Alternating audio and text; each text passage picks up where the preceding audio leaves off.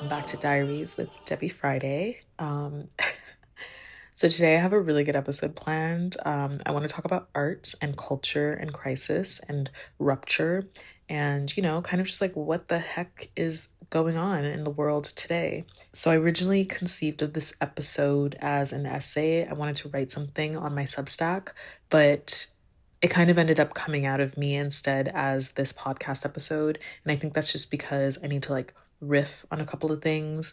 And I was reading some Theodor Adorno and Hannah Arendt and all this stuff. And I was just feeling really electrified. You know what I mean when I say that? When I start feeling like that, I feel like I need to talk. And my writing is more for when I'm feeling serene, but also more abstract, Like I've always thought of myself as more of a poet than, say, like a journalist. But anyway, let's get into it. So, the thing that really set off this week's topic for me was the fact that in a very short succession of time, all of the following happened. Number one, those ICE agents killed those two citizen civilians in Minneapolis. Number two, my cousin passed away, and that was very sad. And number three, more of the Jeffrey Epstein emails were released. Number four, I had this conversation with a friend where I told them that I was quitting music. And then I woke up one day and I was nominated for 2 Juno Awards, which, if you don't know what that is, it's kind of like the Canadian Grammys. Just an edit note from the future. I am not quitting music. I was just being dramatic. So yeah, and at the time that I'm recording this, literally just the other day, there was a school shooting in this very small town in BC in Canada, which is very shocking because Canada doesn't really have school shootings like that. So anyway, all of this stuff happened and I found myself sitting here contemplating life and just really asking myself very seriously, what is the role of the artist at the end of the world? Because that's the moment that we're in, we are at the end of the world as we knew it. Mark Carney, the Canadian Prime Minister, he gave that speech at Davos and he said it straight up. We are not in a moment of transition, but one of rupture. We are in the midst of a great crisis, We are in a time of the previously thought impossible, and we have to confront this. We knew the story of the international rules-based order was partially false, that the strongest would exempt themselves when convenient. And we knew that international law applied with varying rigor depending on the identity of the accused or the victim. This fiction was useful. And American hegemony in particular helped provide public goods, open sea lanes, a stable financial system, collective security, and support for frameworks for resolving disputes. And we largely avoided calling out the gaps between rhetoric and reality. This bargain no longer works. Let me be direct. We are in the midst of a rupture, not a transition. Now, I've been circling these topics a little bit when I mention AI and I talk about these uncertain times and all the economic bullshit that's happening with the financialization of everything. But I think I had hesitation of speaking so plainly like this because I didn't want to come across as conspiratorial or overly negative or making people feel scared, but I kind of realized that I'm not doing any of that by speaking plainly. Me speaking plainly is just me telling the truth. It's me facing reality. And in times like these, we need to face reality, now more than ever before. We all collectively need to face reality. And I know that's hard. I know it's painful and I know it's unpleasant, but we have to do this. And I don't mean that in the sense that you have to read every single one of the Epstein emails or you have to watch these like ICE snuff videos, which, by the way, side note, like, how did it become normal to come across videos of people being murdered on the open internet? Like, I swear that used to be a faux pas and it used to feel very illegal, but now apparently it's not. Like, I remember being in high school and trying to see I think it was like the Saddam Hussein video, and I had to go like on the dark web to do that. But now apparently you could just watch anything on Twitter. So I don't know. Like, I'm laughing about it, but it's actually not funny. It's kind of like, what the fuck? But anyway, I'm not saying that you have to subject yourself to violent images or videos or drive yourself insane by trying to keep up with every single horrible thing that's ever happened. That's not what I'm saying. Don't do that. The point is not to just like be wallowing or only focusing on problems. What I am saying is that you have to face reality, as in to live with and within truth. Truth is the opposite of denial, of indifference. To live in a state of denial is to despair, it's to destroy yourself. But when we face reality, when we live in truth, we do ourselves and others and the world the greatest service that we can. Simone Weil, she has that quote where she says, "Truth is sought not because it is truth, but because it is good." And she's right. It is good to face reality. It is good to live in truth. So, in the spirit of living in truth, we admit and acknowledge that we're in this time of crisis, of rupture, of violence, of change, of socioeconomic and political breakdown globally. And because I'm an artist, I have to concern myself with the question of what is an artist supposed to do during times like these? And the answer that I've come up with is twofold. In my opinion, an artist is supposed to tell the truth and to make it beautiful. And I'll explain exactly what I mean. But first, I feel like I want to separate the idea of what is art from what is entertainment. And the reason I want to do this is because even though in modernity, the two have been blended together, on a philosophical level, art and entertainment are two very different things, and it all plays into the question of what the role of the artist is. Now, I'm going to get like kind of theoretical and heady here because I think that this is very important, but then I'm just going to bring it back around. So just stick with me. I'm going to explain this like as simply as possible. So, in my opinion, art is any cultural object that tells the story of a time, of a people, of a place, of a collective consciousness. The purpose of art is reflection, and the artist's purpose is to channel said reflection into a cultural art object. So this could be anything like music, painting, sculpture, film, fashion, digital art, architecture, a book, whatever. Now, art is also something that endures. It grabs our attention and it moves us and changes us throughout history, throughout space time. Art also has a spiritual component in the sense that it is alive and in relationship to reality, meaning that it is connected to humanity throughout space time. And just a little caveat, like not all art is good art. Some art is actually very bad art, but it's still art. Okay. So, furthermore, art is an expression of the human soul, and it exists outside of the logic of the economy. It's often brought into the economy, but art doesn't have a true monetary value because at its core, it's not about making money. It's actually useless in an economical sense. Because of this, art is spiritually free because it exists whether or not we have a stock market or an economy. Now, entertainment, on the other hand, is different. In my opinion, entertainment is the product of markets. Entertainment is not about reflection, it's not about reality, it's for wasting time. And I don't mean that pejoratively, I mean that functionally. Like entertainment can be pleasurable and fun and comforting, and it's even needed at times. There's nothing wrong with that per se, but we have to remember that its innate function is to help you waste your time. And this is very much connected to the economy and the way that economic technologies function and organize our society. Hannah Arendt, who's a very important and influential and controversial political philosopher, she has this book called Between Past and Future. And in it, there's a chapter called The Crisis in Culture. And I'm just going to read you a paragraph from it to explain what I'm talking about. And mind you, this is lightly edited for conciseness. Just going to get my papers. Okay. So she writes, "Mass society wants not culture, but entertainment, and the wares offered by the entertainment industry are indeed consumed by society just like any other consumer good. The products needed for entertainment serve the life process of society, even though they may not be as necessary for this life as bread and meat. They serve, as the phrase is, to while away time. And the vacant time which is whiled away is not leisure time, strictly speaking. It is not time in which we are free from all cares and activities of the life process and therefore free for the world and its culture. It is rather left over time, left over after labor and sleep have received their due. vacant time, which entertainment is supposed to fill, is a hiatus in the biologically conditioned cycle of labor. Under modern conditions, this hiatus is constantly growing. There is more and more time freed that must be filled with entertainment. So, do you understand what I'm saying? Entertainment exists as a mechanism of the market, as a mechanism of mass culture and mass society.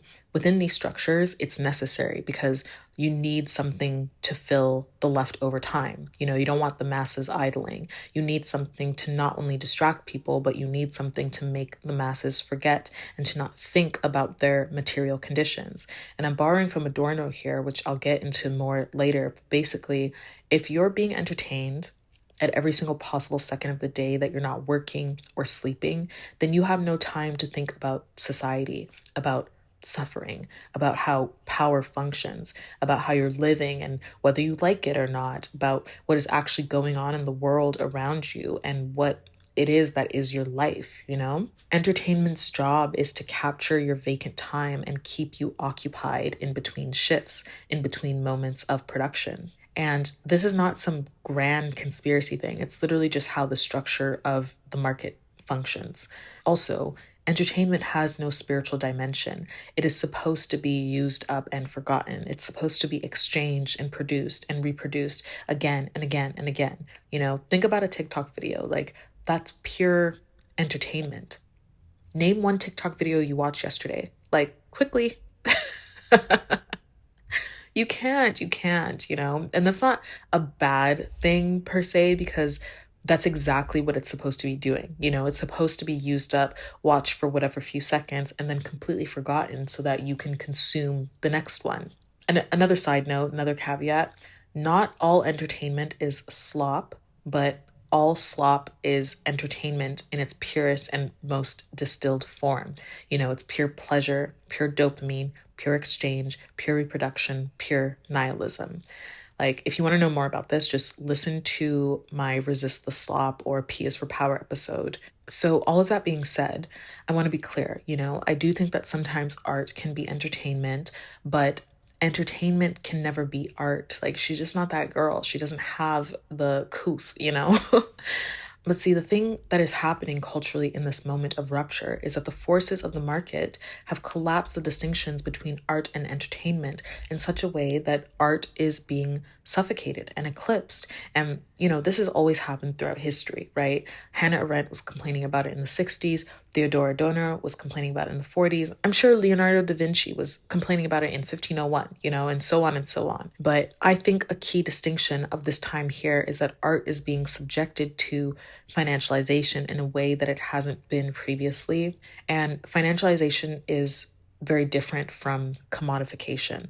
When I say financialization, I mean the act of using something as a financial asset, that is, as a vehicle for wealth creation. And I'm only going to spend a little bit of time here, and I'll get back to my question, but when you see something as an object for exchange, this is plain commodification, right? This is what all the Marxists are always talking about. For example, your labor is commodified when you go to work and you trade your time for money, right?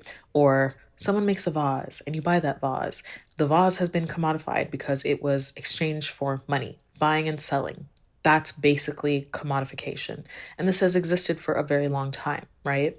But when I say financialization, that is an invention of modernity, of the 21st century. It goes beyond just buying and selling. It's actually about changing the very definition of the object itself. The vase is no longer a vase. Rather, it's a financial asset now, meaning that it's not just about exchanging it for money, it's about holding on to it for money, or betting on it for money, or speculating that it might be worth this much money in this amount of time, and making money on that speculation, right? Financial assets create wealth out of thin air. Actually, I should say that they create the semblance of wealth, but it's not based on like tangible reality. Like, a thing doesn't have to actually be bought and sold or even really exist, right? It can just be speculated upon. And because it can be speculated upon, it changes the definition of an object. The object is no longer the object. It is now a means to an end.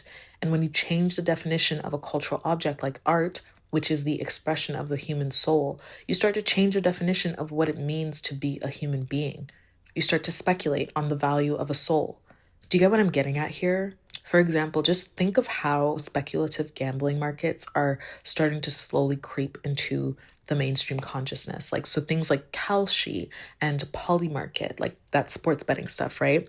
So you can bet on who's going to win the big game, but you can also bet on elections, on wars, on social unrest, on the mental breakdowns of public figures. There's even apps for speculative gambling markets that you can do with your friends, where you can place bets on who's going to be late to dinner, who's going to lose their job this year, you know? Like, the sky's the limit. And all this does is erode the definition of what it means to be a human being.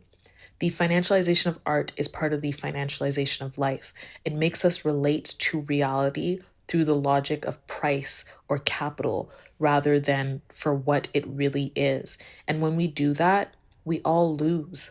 So, all of that being said, now, what is the role of the artist when all of this is happening to art and to the world? And I said before that I thought that artists have to do two things: to tell the truth and to make it beautiful. The first role of being a truth teller feels very intuitive when you think about what art is and the idea of reflection that it entails. To reflect is to tell the truth, no matter how ugly or otherwise. As artists, we have to tell the truth. And when I say that, I don't mean that artists have to be literal or political. You know, I don't think artists have to be politicians or activists or, I don't know, conscious rappers. Like, the morality model of progressive ideology in the 2010s is not what I'm talking about. I think that artists, plain and simple, just have to tell the truth. And as I said before, telling the truth is about facing reality. It's about engaging with reality. It's about being alive. And the way to engage with reality, the way to tell the truth, the way to be alive is to think. So, Theodor Adorno, German philosopher, political theorist, Frankfurt School guy. If you're on the Diaries Instagram, you know that I've been reading his original essay on the culture industry, which, by the way, is a fantastic essay. Go read it. It's kind of bleak, but it does have hope frequencies in it. I will link in the description. So, in this essay, there was a part where he talks about how the thinking person is the last remaining resistance to structures of power and exploitation. And he talks about how entertainment/amusement has an inherent function of making sure that not only do you not have time to think, but it trains you to not want to think. It trains you into a kind of learned helplessness, into an implicit consent of your own exploitation. Let me read you a little part here of what he wrote, okay? And again, this is edited for conciseness. Okay, so he writes, amusement always reveals the influence of business, the sales talk, the quack spiel.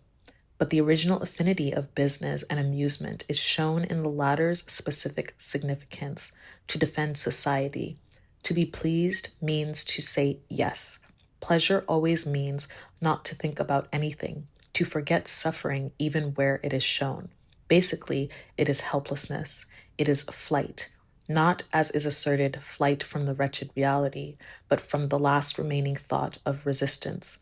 The liberation which amusement promises is freedom from thought and from negation. Like, yeah, he went off. And I don't agree with everything he says in this essay, but I agree with him in spirit and also in this part, because he's telling the truth. We're being indoctrinated to think that we have no personal power. We're being trained into a learned helplessness, into passivity, and a refusal to engage with reality, to engage with real life, our lives. This endless entertainment, or even the growing requirement that art must be entertainment first, is part of this training. People are trained into not even wanting to think. It's not just not having time to think. The people don't want to do it.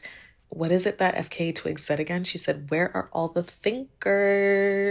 Where are the thinkers? Where are the thinkers? I think we're all thinkers, but we're blocked by so much. Yeah. But where are the great thinkers now? Oh my God, they clown my girl for this for no reason because she was asking the right questions, okay? Like, where are all the thinkers? To think is to tell the truth. To think is to resist the logic of the market. To think is to take up the mantle of self responsibility and self determination. To think is to say that I am a human being and I have a brain and I want to make up my own mind, not have it made up for me. The market doesn't want you to think because it has no use for that. You thinking generates no value, no capital. In fact, it loses capital for the market. If you spend your time thinking, engaging with reality, engaging with art, instead of numbing out with entertainment, the market actually loses money. To think is to engage with your power and therefore to engage with reality. And as artists, our responsibility during these times is to tell the truth. And the only way that we can do that is to think. And I'm not just talking about thinking in an academic sense. I'm talking about thinking, like literally allowing yourself to spend time forming your own thoughts. The thinking person is alive. The thinking person is real. The thinking person is the person who can look at everything that is happening around us and tell the truth. The artist has to be a thinker. That thinking, those thought forms, they get embedded into your work. And when people experience your art, they are receiving that. And that thought form sets off another and another and another, and it starts a chain reaction that goes beyond you and across all of time and history and place and space. And it is what makes a work of art endure. And it is what connects us all together as human beings. We are a conscious thinking species for the most part. Oh, God. And this is why I talked first about the difference between art and entertainment and why it's a problem that the two are being collapsed into one, but also why it's a problem that art is being financialized. You know, Adorno wrote his essay in 1944. So he never got to see crypto or AI or anything like that. But he talked about the absolute power of capitalism and he talked about how its structures subsume everything into it. And this sublimation makes it so that everything ends up being identical, right? When everything operates within a structure in this way, it forces a relationship where you either have to fit in or you are ostracized. And ostracization within capitalism is financial and social ruin. It's bankruptcy. It's not being able to make money. It's a choking off of new and unusual ideas. It's the death of transformation, of revolution. And as far as capitalism goes, I know it sounds like I'm totally like, okay, comrades, let's get information. But I'm honestly like I'm not a communist, okay? I'm just doing a lot of reading on economics and political theory because I'm trying to understand how the world actually works, not just what we've been told about the way that it works. And personally, I'm still developing my opinion and thoughts on capitalism as an economic system in itself because there's definitely some good in there, right? And when you study economics, like you can see that. But I do have to say that what I see is that capitalism is being adopted as a value system, not just an economic system. And to me, that is insane and completely unsustainable to human life. Like, money as the moral organizing principle for a society leads to stuff like Epstein.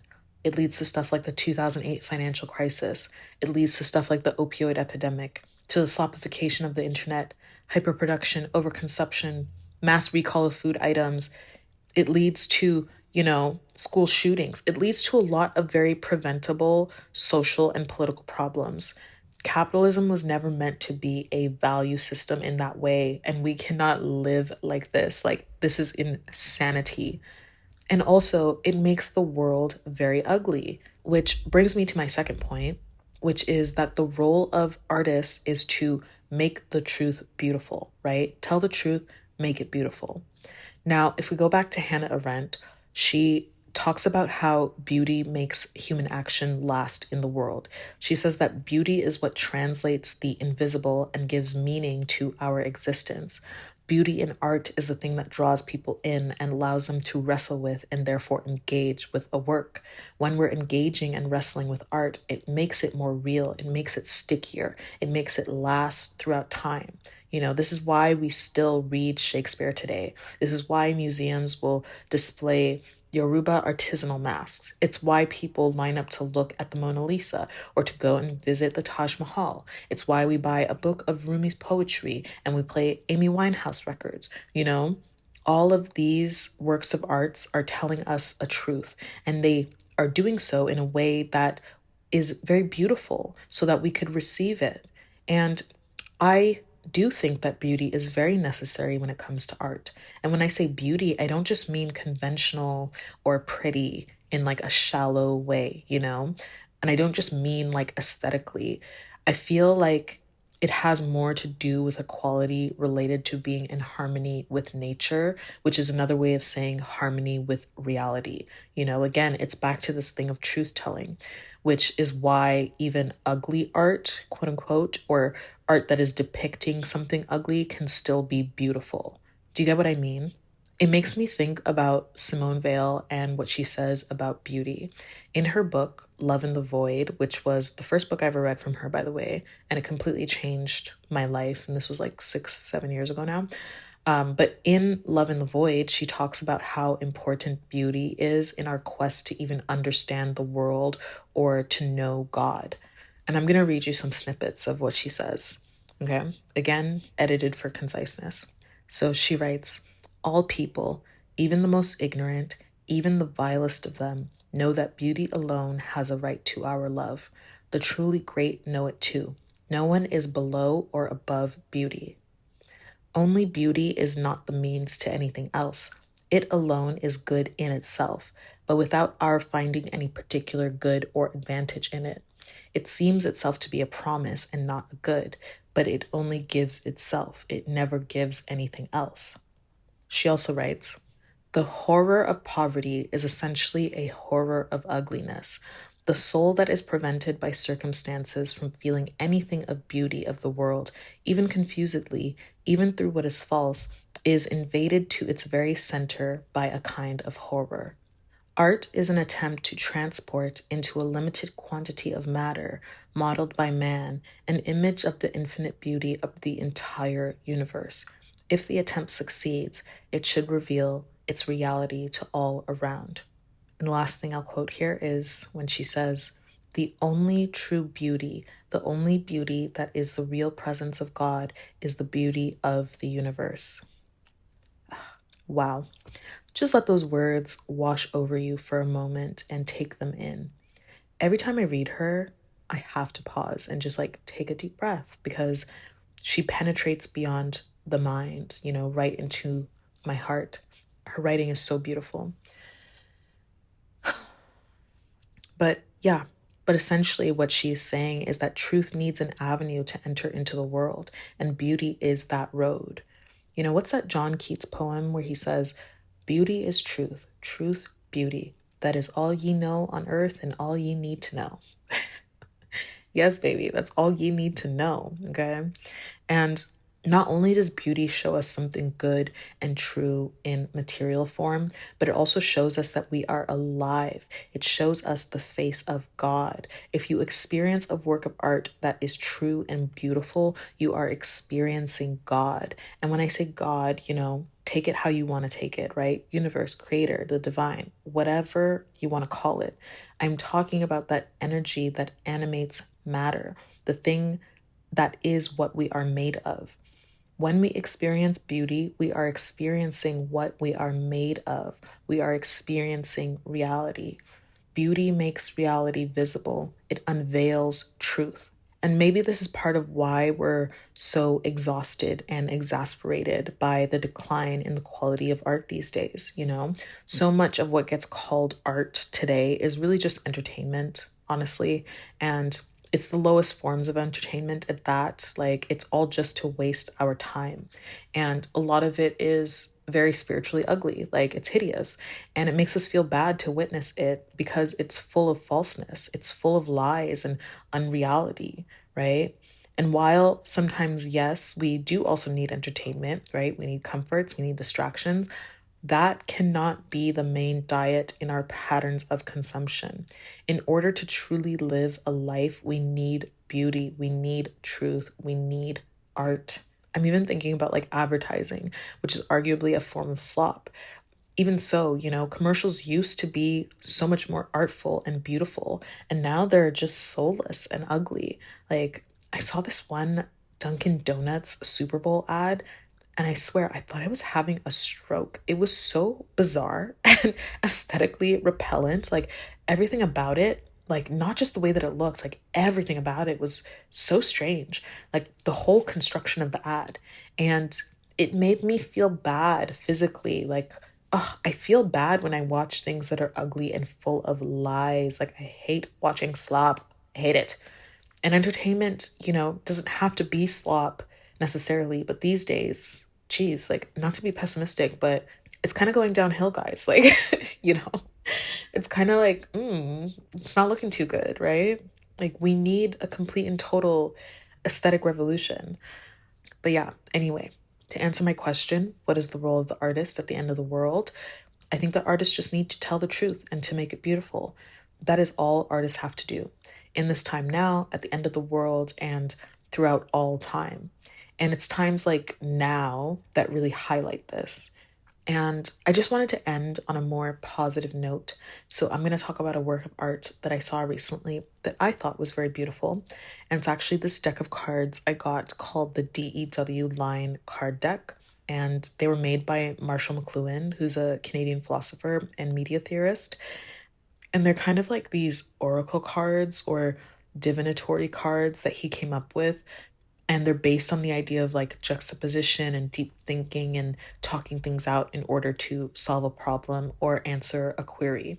So the cards themselves, they're like very gorgeous, and they'll have like phrases on them, and they really do feel very esoteric and powerful in a way. Like when I hold the deck, I can feel that energy in them, and it's pretty cool. Oh, yeah, and fun fact, the name DEW line comes from these radar stations, the DEW line, that were these kind of like radar chains in the Arctic in Canada that were designed to provide warnings about imminent attacks during the Cold War. And Marshall McLuhan, he always believed that artists were the radar antennas of the culture. And I'll just read a little part of the booklet here. So it says, the DEW line deck of cards takes as its point of departure Ezra Pound's remark, artists are the antenna of the race. Artists are a sort of cultural DEW line that warns of changes to arrive shortly. They can do so because they keep their senses well tuned. That is the main business of any serious artist. Yep, what a beautiful way to think. And yes, I do agree. I think to be a serious artist, you got to stay sharp. You got to make sure that you're always doing your best to tell the truth and to make it beautiful. And I think that's all I need to say about this for now. But what about you? What do you think is the responsibility of the artist at the end of the world? Just drop a comment, or you can DM me on the Diaries Instagram and let me know. Okay, guys, that's it. I love you guys. Bye.